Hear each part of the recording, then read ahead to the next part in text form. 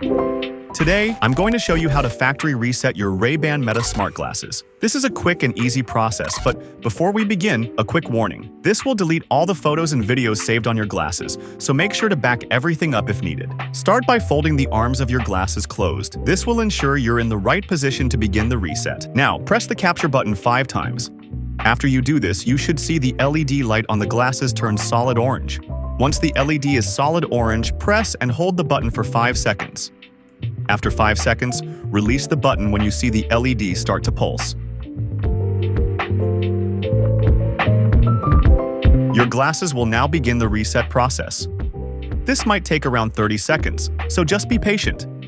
Once the glasses boot back up, they will automatically enter discovery mode again.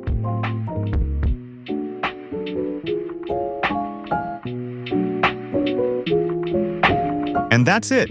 Your Ray-Ban Meta smart glasses are now reset and ready for a fresh start. If you found this video helpful, don't forget to like and subscribe for more tech tips. See you in the next one.